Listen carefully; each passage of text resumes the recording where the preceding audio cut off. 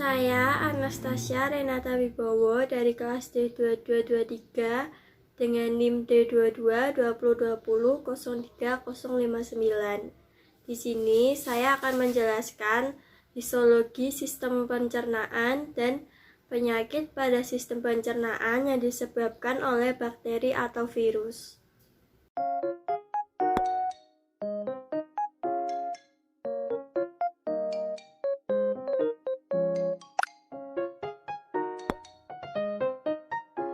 Sistem pencernaan merupakan serangkaian jaringan organ yang memiliki fungsi untuk mencerna makanan.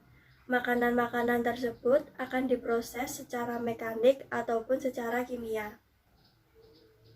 Pencernaan secara mekanik yaitu pencernaan yang terjadi di dalam lambung, yang melibatkan gerak fisik dalam tubuh.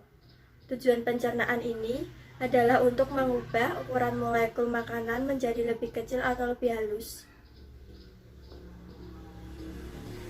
Sedangkan pencernaan secara kimia yaitu pencernaan yang melibatkan enzim. Lapisan yang pertama, lapisan mukosa, terdiri atas 1 epitel pembatas, 2 lamina propria yang terdiri dari jaringan penyambung jarang yang kaya akan pembuluh darah kapiler dan limfe, dan sel-sel otot polos. Kadang-kadang juga mengandung kelenjar-kelenjar dan jaringan limfoid. Dan yang ketiga, muscularis mucosa.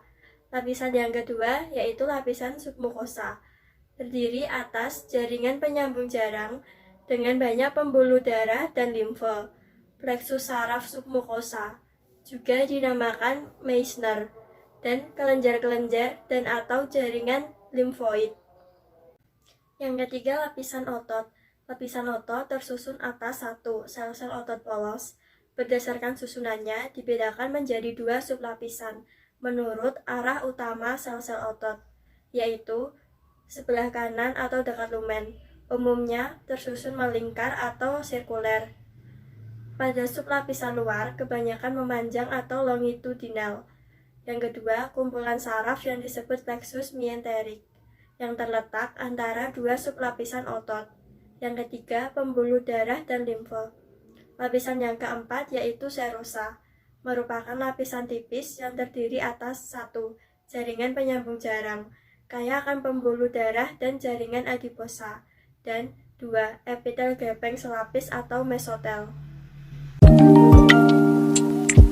Penyakit pada pencernaan karena bakteri atau virus atau protozoa atau parasit. Penyakit yang pertama yaitu diare.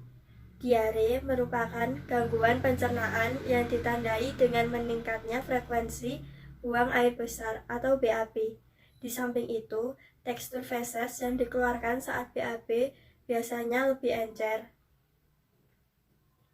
Munculnya diare sering dikaitkan dengan infeksi di saluran cerna yang disebabkan oleh berbagai macam organisme seperti bakteri E. coli, Salmonella enterica, Campylobacter, dan Shigella.